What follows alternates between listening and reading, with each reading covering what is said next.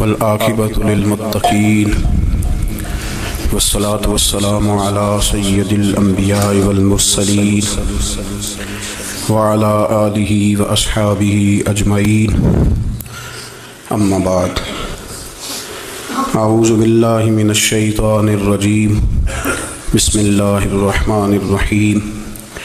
یا ایہا الناس اعبدوا ربکم الذی خلقکم والذین من قبلکم لعلکم تتقون۔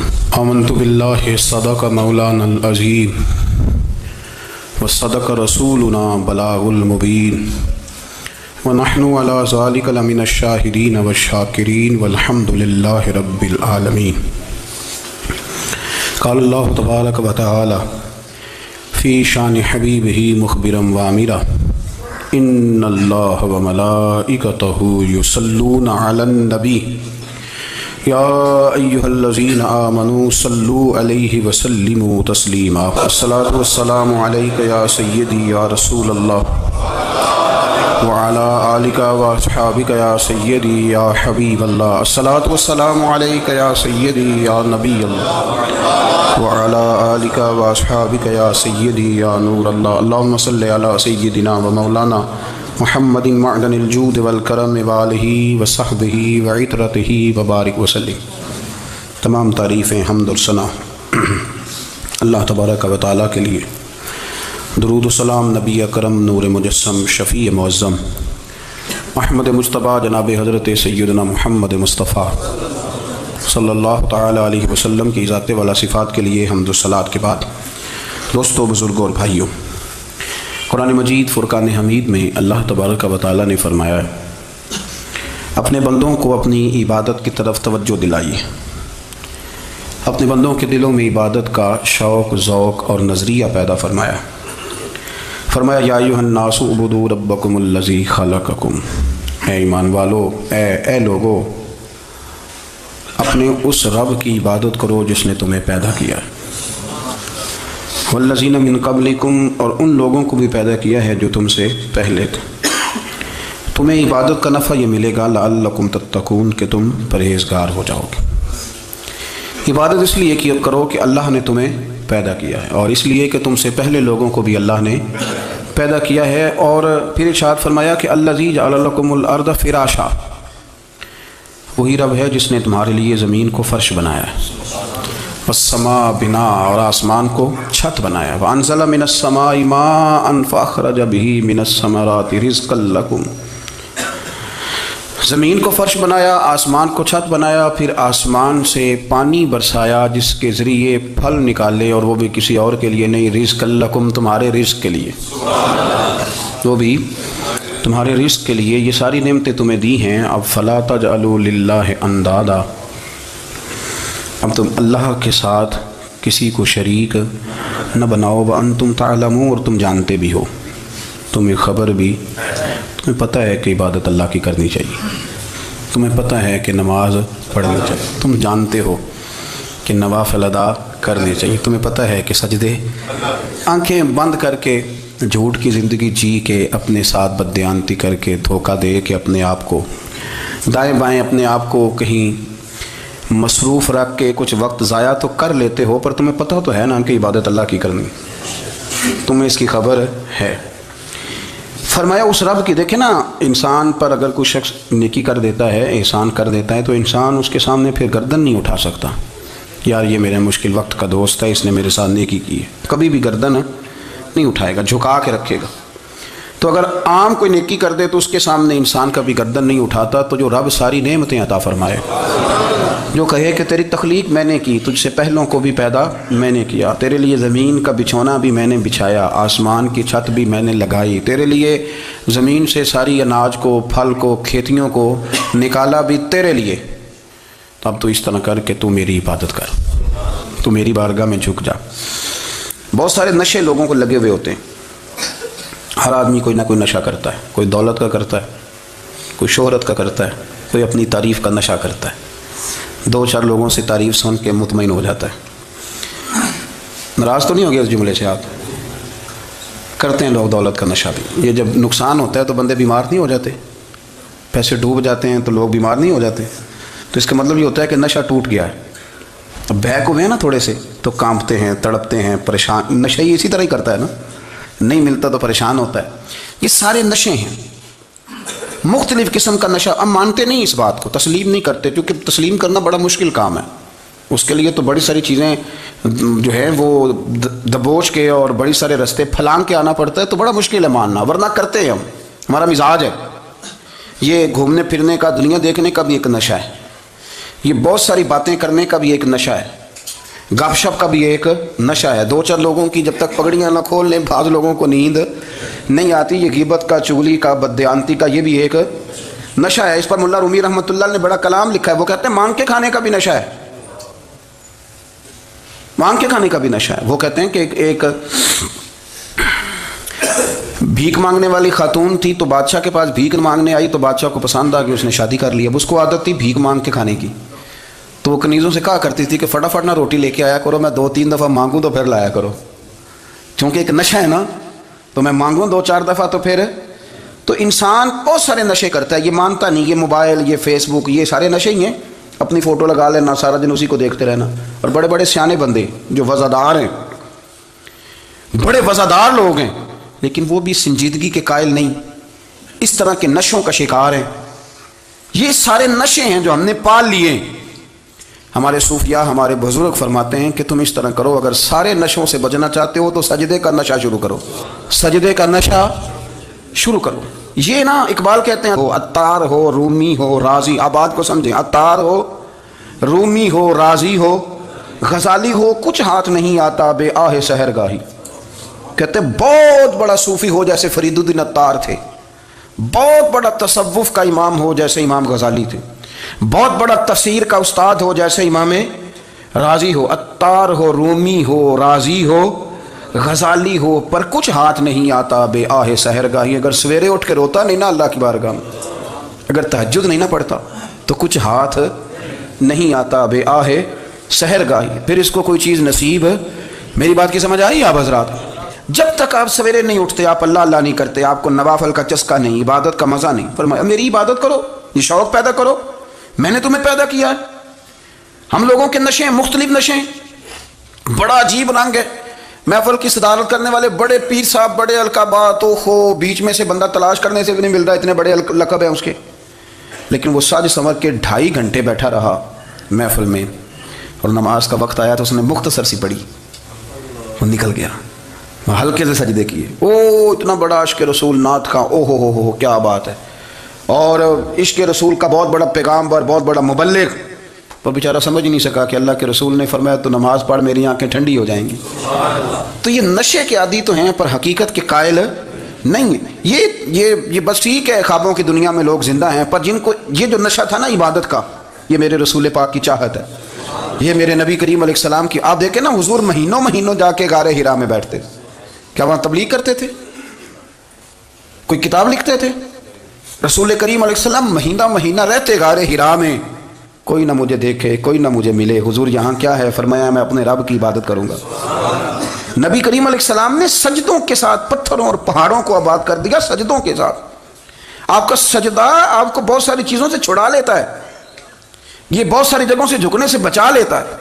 صوفیاء، اولیاء یہ کیا کرتے تھے؟ یہ سجدے کا ذوق ہی تو پیدا کرتے تھے. سجدے کا ذوق. شاہ عبدالعزیز دباغ رحمۃ اللہ تعالی علیہ اپنے مریدوں سے فرمایا کرتے تھے کہ اگر تم پکے نمازی بن جاؤ نا، تہجد گزار ہو جاؤ، تو میرے پاس آنا جانا چھوڑ دینا. اور اس کی حضور کیوں؟ فرمایا میں تمہارے اور رب رسول کے رستے میں رکاوٹ نہیں بننا چاہتا، اور میرا مقصود ہے تمہیں وہاں تک پہنچانا. جب پہنچ گئے تو پھر میری ضرورت ختم ہو گئی. ہاں کبھی وسوسہ آئے، شک پیدا ہو، تکلیف ہو تو آنا، ورنہ میں نہیں چاہتا کہ میں رکاوٹ بنا رہوں. تم اللہ اللہ کرو، اس مالک کو راضی کرو. میرے رسول پاک علیہ وسلم نے فرمایا بندہ اللہ کے سب سے قریب اس وقت ہوتا ہے جب وہ سجدے کی حالت میں ہوتا ہے. کس کے قریب ہوتا ہے؟ اللہ کے سب سے قریب ہوتا ہے. وہ بڑا نیڑے ہے رب کے، بڑا قریب ہے، اس لیے کہ وہ حالت سجدہ میں. وہ جب سجدے کرتا ہے نا، اس کی بارگاہ میں جب جھک جاتا ہے. آپ ذرا سجدے کی کیفیت دیکھیں نا، زبان بھی یہاں ہے، آنکھ بھی یہاں ہے، کان بھی، عقل بھی ساری، اس نے سارا کچھ رکھ دیا سجدے میں. آپ وہ کبھی پیچھے جائیں تو دیہاتوں میں کہا جاتا تھا ناک سے نکیریں نکالو، بہت بڑی سزا ہوتی تھی نا، ناک سے نکیریں نکالو، بڑی سزا ہوتی تھی. تو اس نے کہا مالک مجھے کسی نے کہا نہیں، پر دیکھنا میں نے رکھ دی ساری عقل سجدے میں، اور رکھ کے کہا کیا سبحان ربی یا اللہ، اللہ میں پست ہوں تو اعلیٰ ہے، اللہ تو میرا رب ہے اور تو سب سے اعلیٰ. اتنا، اور فرمایا جب یہ اس کیفیت میں ہوتا ہے تو پھر یہ اپنے رب کے قریب ہوتا ہے. کثرت عبادت، نوافل. ہمارے ہاں عمرے کی قرآن اندازی محفلوں پہ ہونے لگ گئی ہے، حالانکہ حدیث سے ثابت نہیں. میں دوستوں سے کہتا ہوں جائز ہے، کرنی چاہیے، عمرے کی قرآن اندازی جائز ہے، پر کسی حدیث میں نہیں آئی کہ قرآن اندازی کرو عمرہ کرو. حدیث میں قرآن اندازی یہ آئی ہے کہ نبی پاک علیہ السلام نے فرمایا تمہیں پتہ چل جائے نا پہلی صف کا ثواب کتنا ہے، تم قرآن اندازی کرو. عمرے کی قرآن اندازی کا تو پوسٹر چھپتا ہے، تو یہ والی قرآن اندازی کب ہو رہی ہے؟ ہونی چاہیے کہ نہیں؟ حضور نے فرمایا تمہیں پتہ چلے کہ اس کا ثواب کتنا، تو تم قرآن اندازی کرو، تم قرآن ڈالو. جب آپ نماز پڑھ رہے ہوتے ہیں، جب آپ کا مصلی آباد ہوتا ہے، صلاح الدین ایوبی، ایک بزرگ سے ملاقات ہو گئی، بیت المقدس پر قبضہ تھا عیسائیوں کا. تو صلاح الدین بڑے پریشان تھے. بابا جی کہنے لگے پتر کیا ہوا؟ کہنے لگے حضور پتہ چلا ہے دشمن کے 2 بحری بیڑے اسلحہ لے کے آ رہے ہیں. مسلمان پہلے ہی کمزور ہیں، اور اب اگر 2 بحری بیڑے اور آ گئے تو حضور مسئلہ بن جائے گا. تو میں پریشان ہوں کہ کس طرح یہ کم مسئلے والی ہماری فوج ہے کیسے مقابلہ کرے گی. تو بابا جی کہنے لگے پتر اس طرح کرنا، آج رات تو بھی دعا کرنا اور میں بھی کروں گا، تو بھی دعا کرنا. آپ ناراض نہ ہونا، ہم تو پیروں والے ہیں، ہم تو پیروں کے نوکر غلام ہیں، ہمارا تو گزارا ہی نہیں، ہمیں تو ملتا ہے سارا کچھ وہاں سے. پھر میرا سوال یہ ہے کہ تعویذ لینے جاتے ہو نفل کیوں نہیں پڑھتے؟ رات اللہ اللہ کیوں نہیں کرتے؟ یہ بھی تو ہمارے بزرگوں کا ہی طریقہ ہے، انہوں نے تو ہمیں سکھایا ہے. صلاح الدین ایوبی سے بزرگوں نے کہا کہ رات آج نا اللہ اللہ کرنا، تو میں تیرے لیے دعا کروں گا، تو بھی دعا کرنا. تو بندہ جب دکھی ہوتا ہے تو سجدہ کرتا ہے، تو پھر ہی تو مصلی بھیگ جاتا ہے، پھر ہی تو مزہ آتا ہے. سکھی بندہ تو کعبے جا کے نہیں روتا. دکھی تھے، تکلیف تھی، تو سر رکھا سجدے میں تو تڑپ گئے. اور وہ بابا جی کہتے ہیں میں مسجد آیا تو صلاح الدین چیخے مار کے رو رہا تھا اور کہہ رہا تھا مالک میں کوئی اپنی شان کے لیے تو نہیں نہ لڑ رہا، اللہ کو میں کوئی قبضوں کے لیے تو نہیں لڑ رہا، مالک تیرے لیے لڑ رہا ہوں، مجھے بے آبرو نہ کرنا، میری مدد فرمانا. کہتے ہیں میں آیا تھا کہ مسجد میں دعا کروں گا، پر صلاح الدین ایوبی کو روتے دیکھا تو میں لوٹ گیا. تو سویرے صلاح الدین ملے تو بڑے خوش تھے. میں نے کہا پتر کیا ہوا؟ کہنے لگے حضور وہ بحری بیڑے 2 آ رہے تھے نا اسلحہ لے کے، دونوں ڈوب گئے پانی میں ڈوب گئے. تو بابا جی کہنے لگے صلاح الدین وہ پانی میں نہیں ڈوبے، وہ تیرے آنسوؤں میں ڈوب گئے، وہ غرق ہو گئے. وہ جو تو نے مصلی بات کیا تو وہ تیرے آنسوؤں میں ڈوب گئے، وہ غرق ہو گئے. وہ تمام اتنے قیمتی تھے، تیرے آنسو کے بہا لے گئے دشمن کے بحری بیڑوں کو. میرے بھائی ٹھیک ہو گیا جی، میرے عزیز سمجھ لیں اس بات کو ہمیشہ کے لیے، اور اس پر غور کرنے اچھے طریقے سے کہ میرے رسول کریم سید عالم صلی اللہ علیہ وسلم نے نا ہماری توجہ دلائی، حضور نے ہمیں بتلایا، ہمارا ذوق بڑھایا عبادت کی طرف. ایک صحابی تھے حضرت ابو فاطمہ رضی اللہ تعالیٰ عنہ، یہ ترمذی شریف کی حدیث ہے. نبی پاک علیہ السلام نے فرمایا ابو فاطمہ قیامت کے دن مجھ سے جلدی ملنا چاہتے ہو کہ دیر کے ساتھ؟ تو کہنے لگے حضور کون ہوگا جو دیر سے ملنا چاہے گا؟ ہم نے تو جان دے دی وعدہ دیدار پر. اعلیٰ حضرت فرماتے ہیں جان دے دی وعدہ اور نقد اپنا دام ہو ہی جائے گا. مجھے لگتا ہے کہ یہ سودا نقد و نقد ہو جانا ہے، چونکہ ہم نے جان دے دی وعدہ دیدار پر. آپ نے وعدہ کیا تھا کہ مریں گے تو پھر زیارت ہوگی، تو مر گئے ہم زیارت کی خاطر. جان دے دی وعدہ دیدار پر تو نقد اپنا دام ہو ہی جائے گا. اے رضا ہر کام کا ایک وقت ہے، دل کو بھی آرام ہو ہی جائے گا. تو حضرت ابو فاطمہ رضی اللہ تعالیٰ عنہ سے نبی پاک صلی اللہ علیہ وسلم نے فرمایا جلدی ملنا چاہتے ہو کہ دیر سے؟ اس کی حضور فٹافٹ ملنا ہے، میں نے قیامت کے دن آپ سے جلدی ملنا ہے. تو نبی پاک علیہ السلام نے فرمایا پھر اس طرح کرنا، دنیا میں رہ کے سجدے زیادہ کرنا، پھر سجدے زیادہ کرنا، قیامت میں ملاقات جلدی ہو جائے گی، قرب ملے گا تمہیں. اپنے بچوں کے اندر دیکھیں نا، ہم شوق پیدا کرتے ہیں، ہمیں صحیح لفظ نہیں بولنے آتے ہیں، پر ہم بچوں میں شوق پیدا کرتے ہیں کہ پتر ڈاکٹر بن جائے گا تو بڑا نفع کرے گا، تو لوگوں کی خدمت کرے گا، ملک و ملت کی خدمت کرے گا، تیرے ابا کا نام روشن ہوگا، تیرے دادا کی تعریفیں ہوں گی. ہم یہ ذوق پیدا کرتے ہیں. ہم اپنے نوجوانوں کے اندر یہ فکر پیدا کرتے ہیں، انہیں ہم سمجھاتے ہیں کہ میاں جب تم پڑھو گے، محنت کرو گے تو فلاں آدمی کی طرح تمہارا نام ہوگا. یہ جتنا ذوق ہم بچوں کے اندر ان چیزوں کا پیدا کرتے ہیں، ہمیں حکم ہے کسی طرح ہم ذوق پیدا کریں کہ پتر نماز پڑھے گا تو اللہ راضی ہو جائے گا، تو سجدہ کرے گا. دیکھیں نا میرے رسول کریم علیہ السلام نے فرمایا 7 سال کے بچے کو مسجد لے کے جاؤ، یعنی اسے شوق دلاؤ، اس کے اندر یہ خاصیت پیدا کرو کہ اس کا دل کرے مسجد میں جانے کا، اس کے اندر یہ خصوصیات لاؤ کہ وہ ہمارے ہاں نا ہر چیز کو پروموٹ کیا جا رہا ہے، ہر چیز کو.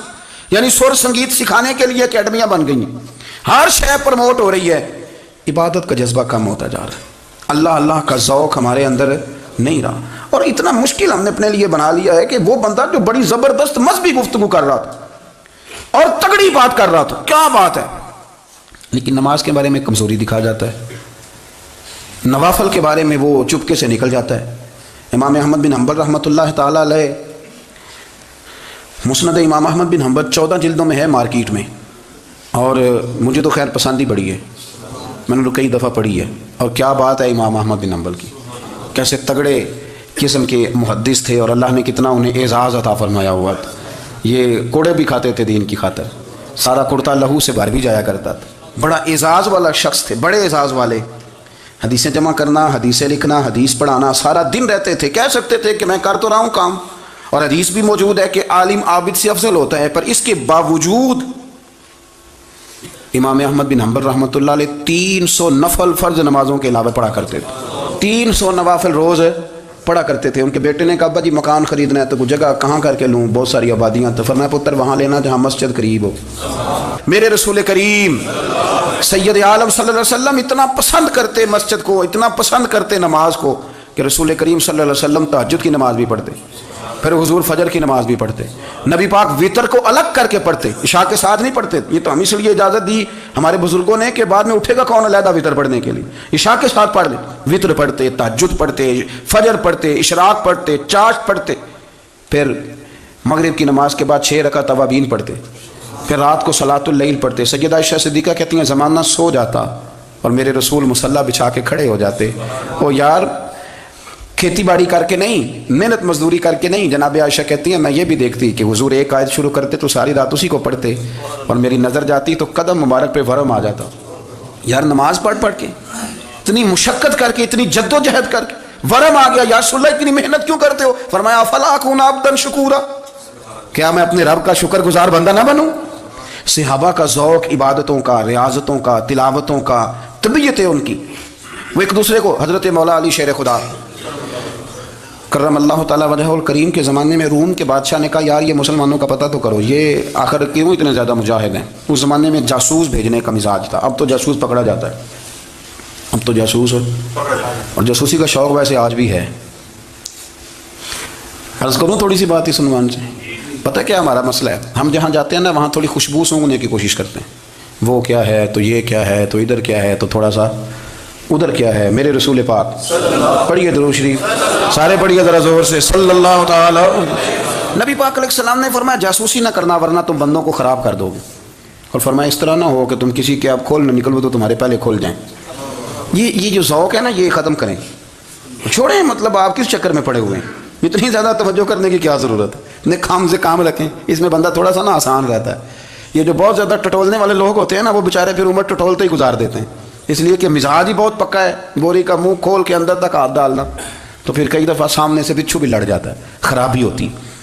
تو جاسوسی کی جاتی تھی، اس نے بھی جاسوس بھیجے، کیونکہ قبیلوں کے لوگ تھے، کچھ مسلم کچھ کافر، پہچانے نہیں جاتے تھے لوگ، تو کچھ لوگ اس نے بھیجے، انہوں نے آ کے نا تحقیق کی، ریسرچ کری کہ آخر ماجرا کیا ہے، تو واپس جا کے انہوں نے رپورٹ دی نا روم کے بادشاہ کو۔ اس رپورٹ کا ایک جملہ بڑا شاندار ہے، وہ کہنے لگا بادشاہ ہمیں مسلمانوں کی کوئی سمجھ نہیں آئی، ہمیں کوئی سمجھ نہیں آئی۔ انہوں نے کہا کیوں نہیں سمجھ آئی؟ کہنے لگے یار عجیب بندے ہیں، جب رات مصلے پہ بیٹھتے ہیں تو یوں لگتا ہے ان کا دنیا سے رشتہ ہی کوئی نہیں، کوئی کسی کو نہیں جانتا، کوئی اپنے دکھ سنا کے رو رہا ہے، کوئی اپنی بات کر کے رو رہا ہے، لگتا ہے کہ ان کا کوئی رشتہ ہے ہی نہیں جب مصلے پہ بیٹھتے ہیں۔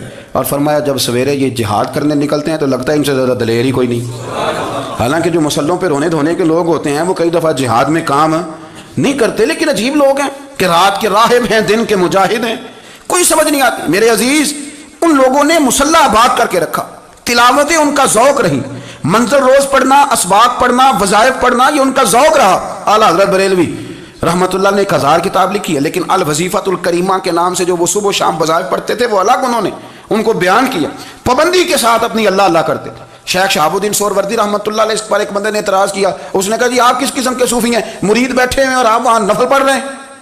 یہ بڑا مسئلہ ہوتا ہے نا، جو بندہ ملنے آتا ہے وہ اپنے ٹائم کے حساب سے آتا ہے، اور پھر اس کا یہ بھی خیال ہوتا ہے کہ پیر صاحب جو ہیں وہ چونکہ درویش ہیں تو نہ انہیں روٹی کھانی چاہیے نہ سونا چاہیے، چونکہ وہ درویش ہیں، اور ہم چونکہ درویشوں کے ماننے والے ہیں لہذا ہمارا یہ طریقہ ہونا چاہیے کہ جیسے ہم کہیں درویش ویسے ہی کر جائے. حالانکہ جس کو آپ درویش کہیں گے آپ اس کی مانیں گے, آپ منوائیں گے نہیں. ہمارا مزاج ہوتا ہے. شیخ شہاب الدین پر لوگوں نے اعتراض کی, حضور لوگ ملنے آئے ہیں, زیارت کرنے آئے ہیں, بندے دعا کرانے آئے ہیں, اللہ اللہ کرانے آئے, اور آپ نفل پڑھ رہے ہیں. کیا جملہ ہے, کیا حسن ہے, کیا خوبصورتی ہے. فرمانے لگے رب رسول سے مانگنے کے لیے مصلی بچھایا ہے, اگر وہاں سے مانگوں گا نہیں تو تمہیں دوں گا کیا. پہلے مجھے کچھ لے تو لینے دو, اگر میرے پلے کچھ ہے ہوگی تو آگے دوں گا نا. تو میں مانگنے گیا تھا کہ یا اللہ دے, تیرے بندے لینے آئے ہیں, دے, تو میں کچھ لوں گا تو آگے دوں گا نا. لیکن ہمارا یہ سٹیٹس, یہ مزاج, یہ شعور نہیں ہے. گپیں, کہانیاں, داستانیں, گفتگو, خطابت, واز, کیا بات. لیکن اگر کچھ کرنے کا کام ہو تو وہ نہیں ہم سے ہوتا. میرے نبی کریم علیہ الصلوۃ والسلام نے مصلی سے دل لگانے کا درس دیا. حضور نے توجہ دلائی. صحابہ اس ذوق کے حامل لوگ تھے, وہ کوشش کرتے تھے. جناب صدیق اکبر رضی اللہ تعالیٰ عنہ کا عبادت کا مزاج ہمیشہ قائم رہا. حضرت عمر فاروق ساری رات اللہ کے حضور کھڑے رہے. حضرت عثمان غنی رضی اللہ تعالیٰ عنہ عشاء کی نماز پڑھ کے 2 رکعتوں کی نیت باندھتے تھے. 15 سپارے پہلی رکعت میں پڑھ دیتے تھے اور 15 سپارے قرآن مجید کے دوسری رکعت میں پڑھ دیتے تھے. آپ نے نا حضرت عمر فاروق کے وصال کے بعد ان کی ایک بیوہ سے نکاح کیا. حضرت عثمان غنی نے نکاح کیا. وہ خاتون آپ کے نکاح میں آئیں تو عرض کرنے لگیں, امیر المومنین میرے لیے اعزاز تو بہت ہے کہ میں امیر المومنین کی بیوہ تھی تو امیر المومنین کی منکوحہ ہو گئی ہوں, لیکن حضور نہ تو میں جوان ہوں کہ میرے اندر رغبت ہوتی اور نہ میں اب اس قابل ہوں کہ کوئی خدمت کر سکوں. میرے ساتھ نکاح کی وجہ کیا بنی؟ تو عثمان غنی رو پڑے. فرمانے لگے میں نے عمر فاروق کو مسجد میں اپنے رب سے ڈرتے ہوئے دیکھا ہے, میں نے اسے روتے ہوئے دیکھا ہے, عدل کرتے دیکھا ہے, انصاف کرتے دیکھا ہے, امت کی خیر خواہی کرتے دیکھا. تمہارے ساتھ نکاح اس لیے کیا ہے کہ تم مجھے یہ بتاؤ کہ عمر فاروق گھر کے اندر اپنے رب کو کیسے راضی کرتے تھے, گھر کے اندر کیسے راضی کرتے تھے. وہ طریقے بتلاؤ, تم بتاتی جانا اور میں بھی اسی طرح گھر میں عبادت کروں. میرے رسول کریم علیہ الصلوۃ والسلام نے ارشاد فرمایا, حضور فرمانے لگے جس گھر میں اللہ کا ذکر ہوتا ہے وہ گھر زندوں کا ہے, اور جس گھر میں رب کریم کا ذکر نہیں ہوتا وہ گھر زندوں کا نہیں ہے. گھر نا ہم نا کتابوں میں پڑھتے ہیں کہ ایک بزرگ کہتے ہیں, حضرت فضیل بن عیاض کہتے ہیں کہ میں ایک گلی سے گزر رہا تھا تو گھر کے اندر کسی قاری صاحب نے قرآن کی آیت پڑھ دی, والی من خاف مقام ربہ جنتان. میں تو میرے کانوں سے ٹکرائی تو اللہ نے میری کایا ہی پلٹ دی, میں توبہ کر گیا. اب گھر کے اندر سے آواز آئے تو صحیح نہ تلاوت کی, پر اندر سے آواز آتی نہیں ہے, ڈیک بجنے کی آواز آتی ہے, یا ٹی وی چلنے کی آواز آتی ہے, یا دھوم مچانے کی آواز آتی ہے. عبادت کا وہ جو خاص شوق تھا, وہ جو حسن تھا, وہ جو توانائی تھی, وہ جو بات تھی. ایک جگہ پہ ہم بیٹھے تھے تو وہاں ایک صاحب آئے اور انہوں نے آتے ہی کہا کہ مہربانی کریں ذرا مجھے مصلی دے دیں, میرے نہ کچھ نفل رہ گئے. تو میں نے وضو کر لیا تو کوئی مصلی مل جائے, مصلی انہیں دے دیا گیا. وہ مصلی لے کے چلے گئے تو پیچھے ایک صاحب نے تبصرہ کیا, کہنے کتنا ریاکار بندہ ہے, لوگوں کو دکھا رہا ہے کہ میں نفل پڑھتا ہوں, ہے کو بات کرنے والی. میں نے اسے کہا تو مہربانی کرنا اس طرح کی ریاکاری تو بھی کر, پکڑ مصلی اور جا تو بھی تھوڑی ریاکاری کر کے آ, اٹھ ذرا. شکر کر کو یہ ریاکار بھی ملا ہے, کوئی نفل پڑھ کے ریاکاری کر رہا ہے. اللہ کا میں کہتا ہوں کو پڑھے تو صحیح نہیں, یہ کوئی دور ہے نفل پڑھنے کا؟ اس میں تو لوگوں کا مزاج ہی نہیں, طبیعت ہی نہیں. میں نے کہا چل مہربانی کر یہ لے مصلی اور تو بھی جا تھوڑی سی یا کاریا ریاکاری کرو تو صحیح نا. مزاج ہی نہیں, ذوق. جمعے کی نماز پڑھ کے یوں دنیا بھاگتی ہے, او ہو پتہ نہیں کون سی پیچھے آگ تھی جو بجھائی جائے گی. اور آج تک لوگ مسئلہ پوچھ رہے ہیں کہ جمعے کی بعد والی سنتیں کتنی ہوتی ہیں. میں نے کہا کتنے سال ہو گئے جمعہ پڑھتے, کتنے سال ہو گئے, ابھی تک سنتوں کا نہیں پتہ. ابھی تک نے علم کے پہلے کتنی رکھتے ہیں اور بعد میں کتنی رکھتے ہیں. فجر کی سنتیں کب پڑھنی چاہیے, سنو فجر کی سنتوں کے بارے میں. میرے رسول کریم سید عالم صلی اللہ تعالیٰ علیہ وسلم سے ایک صحابی نے پوچھا تھا, حضور میری فجر کی سنتیں رہ گئیں یا رہ جاتی ہیں تو حکم کیا ہے, کیا انداز ہے حضور کا. بخاری مسلم کے لفظ سنو. حضور سید عالم صلی اللہ علیہ وسلم فرمانے لگے, اس نے کیا پوچھا تھا, حضور جواب کیا دیتے ہیں؟ فرمایا فجر کی سنتیں کبھی نہ چھوڑنا, فجر کی پہلی 2 سنتیں کبھی نہ چھوڑنا. یا رسول اللہ صلی اللہ تعالیٰ علیہ وسلم میری رہ گئی ہیں, رہ جاتی ہیں. فرمایا فجر کی 2 سنتیں نہ چھوڑنا. فرمایا فجر کی پہلی 2 سنتیں مجھے دنیا اور دنیا کے اندر جو کچھ ہے وہ سب سے زیادہ پیاری ہے. فجر کی 2 سنتیں دنیا اور دنیا میں جو کچھ ہے مجھے وہ سب سے زیادہ پیاری ہیں. اس لیے فجر کی سنتیں نہ چھوڑنا. اپنا ذوق, اپنی طبیعت, ہم نے نا ذوق غلط بنا لیا. اگر 20 بندے کہہ بھی دیں گے تو نے بڑی شاندار تلاوت کیا تو کیا اسے بنے گا. 100 بندہ کہہ بھی دے تیری کیا بات ہے, کیا بات ہے نعت خاں کی, کیا بات ہے علامہ صاحب کی, پیر صاحب کی, پیر مہر علی شاہ صاحب رحمۃ اللہ علیہ. آپ تشریف فرماتے تو آپ کے ایک ہی بیٹے بابو جی جن کو کہا جاتا ہے. جس دن صاحبزادے پیدا ہوئے تو خادم نہ وہاں سے نکلا, ان لوگوں کے شوق اور طرح کے تھے نا، تو ان کی توجہ بھی اپنے شوق کی طرف رہتی. تو خادم نکلا اندر سے، پیر صاحب مبارک ہو، پیر صاحب مبارک ہو، پیر صاحب مبارک ہو، پیر صاحب مبارک ہو، شور کر رہے ہیں. تو پیر صاحب کو وجد ہو گیا، اللہ اکبر اللہ اکبر اللہ. وہ کیا ہوا، کس بات کی مبارک دے رہے ہو؟ عرض کی حضور اللہ نے بیٹا دیا ہے. تو آپ فرمانے لگے اچھا حضور آپ کیا ہوا، آپ تو پریشان ہو گئے. فرمانے لگے جب تو نے 3 دفعہ کہا نا مہر علی کو مبارک ہو، تو میں سمجھا تھا شاید تجھے کسی نے بتا دیا ہے کہ مہر علی سے اللہ راضی ہو گیا. میں سمجھا تھا کہ شاید تو یہ خبر لے کے آیا ہے کہ کسی نے بتایا ہے کہ مجھے آج خبر ملی ہے کہ مہر علی سے رب اچھا پتر ہوا ہے. الحمدللہ اللہ کا شکر ہے. پر میرے لیے مبارک کا دن وہ ہوگا جب میرا رب کہے گا کہ میں مہر علی سے راضی ہوں. میرے محبوب کہیں گے کہ میں مہر علی سے. آپ بات کو سمجھیں، شوق ہی کسی اور طرف تھا، دل ہی کہیں اور لگا ہوا تھا، طبیعت ہی کہیں اور مائل تھی. کوئی وظیفہ پوچھتے تھے تو پڑھتے تھے وہ لوگ، کچھ اللہ اللہ انہیں بتائی جاتی تھی تو کرنے کا ذوق رکھتے تھے، طبیعت تھی، قائل تھے. حضرت ربیع کہتے ہیں میں بڑی دور سے سفر کر کے گیا حضرت اویس قرنی سے ملنے، بڑی دور سے. اور جب میں پہنچا تو فجر کا وقت تھا. تو حضرت اویس قرنی کو میں نے پا لیا. تو وہ نماز پڑھ کے نا قرآن شریف لے کے بیٹھ گئے. فرماتے ہیں اشراق چاشت کا وقت ہوا تو نفلوں کی نیت باندھ لی. محدث ابن الجوزی نے لکھا ہے، فرماتے ہیں پھر جب زوال کا وقت ہوا تو مسجد میں جھاڑو دینے لگ گئے. زور کی نماز پڑھ کے تو عصر کی تیاری تک وہ مسجد میں بیٹھے رہے. اور میرے نبی پاک علیہ السلام نے فرمایا جو نماز کے انتظار میں بیٹھا ہو وہ نماز ہی میں ہے، وہ نماز ہی میں ہے. فرمایا میری دنیا میری امت کی جو رہبانیت ہے نا وہ اتنی ہے کہ نماز کا انتظار کرے. اذان کے بعد نماز کا یہ راہب ہیں، یہ اس وقت چھوڑ کے بیٹھے ہیں سارا کچھ. فرماتے ہیں عصر تک انہوں نے اللہ اللہ کی، پھر مغرب تک کی، عشاء کی نماز ہوئی تو نماز پڑھی تو وہ تھک گئے. اب مجھے وہ فارغ ہوں مصلی چھوڑے تو میں ملاقات کروں نا. یہ آپ حیران نہ ہو کہ اتنی دیر بندہ کیسے اللہ اللہ کر. ہم نے کی نہیں نا اس لیے ہم پریشان ہیں. جو عادی ہوتے ہیں وہ کر بھی لیتے ہیں. وہ یہ کام میری بات کی سمجھ آ رہی ہے؟ جب جاتے ہو کسی دفتر میں تو 8 گھنٹے کھڑے رہ لیتے ہو نا، مجبوری ہوتی ہے تو کھڑے رہا جا سکتا ہے. پاسپورٹ کے دفتر بولیے، امیگریشن کی لائنوں میں، اور میں نے تو ویسیوں میں بندے 12 گھنٹے پہلے جا کے کھڑے دیکھیں، رہ لیتے ہیں کھڑے. تو اگر ان کاموں کے لیے رہا جاتا ہے تو اللہ رسول کے لیے بھی کھڑے رہا جا سکتا ہے. تو فرمانے لگے کہ جب عشاء کی نماز کے بعد آخر انسان تھے، تھک گئے، نیند کا غلبہ ہوا تو تھوڑی ایسے آنکھ بند ہوئی تو کھلی تو رونے لگے. حضرت ویسے کرنی رو کے کہنے لگے مالک مجھے غافل تو نہ کر، ابھی میں نے کیا بھی کچھ نہیں، دن ختم ہو گیا، کوئی نفل نہیں، کوئی اللہ اللہ نہیں، اللہ مجھے غافل نہ کر، میری مدد فرما. فرماتے ہیں جب وہ روئے تو میرے ساتھ جو شخص تھا میں نے کہا اٹھو چلیں. کہنے لگا حضور ملنا نہیں. فرمایا جو میں لینے آیا تھا وہ مجھے مل گیا، جو میں ان سے سیکھنے آیا تھا وہ مجھے نصیب ہو گیا، اب اور میں نے کیا لینا، ختم ہو گئی، اٹھو چلیں. اللہ کے بندوں نے حضرت ربیہ بن کعب اسلمی رضی اللہ تعالیٰ عنہ فرماتے ہیں، کہتے ہیں جب بنو قریظہ اور بنو نذیر یہودیوں کے ساتھ حضور علیہ السلام نے جنگ کا اعلان فرمایا تو وہ دشمن ہو گئے. ہمیں خطرہ تھا کہ وہ رات کو کہیں محبوب کو تکلیف نہ دیں. تو کچھ لوگ نا تلواریں لے کے نبی پاک کے دروازے پہ پہرے داری کرتے تھے. گن مین رکھنا حرام نہیں، اگر کسی کو واقعی خطرہ ہو تو اس کے لیے سنت بھی ہے. حضرت علی المرتضیٰ تلوار لے کے حضور کے گھر کا پہرا دیتے تھے. حضرت ربیہ بن کعب اسلمی رضی اللہ تعالیٰ عنہ فرماتے ہیں کہ رات میری ڈیوٹی تھی کہ میں حضور کے گھر کا پہرا دوں گا. تو فرماتے ہیں میں باہر سن رہا تھا، ساری رات ہی میرے نبی پاک نے اللہ کی تسبیح پڑھی، ساری رات، کبھی تسبیح، کبھی تحلیل، کبھی تحمید، کبھی تکبیر، ساری رات. فرماتے ہیں ساری رات حضور پڑھتے رہے اور ساری رات ہی میں سنتا رہا. مجھے اونگ آ گئی، میری آنکھ لگ گئی، حضور ابھی پڑھ رہے تھے، میں تھک کے سو گیا.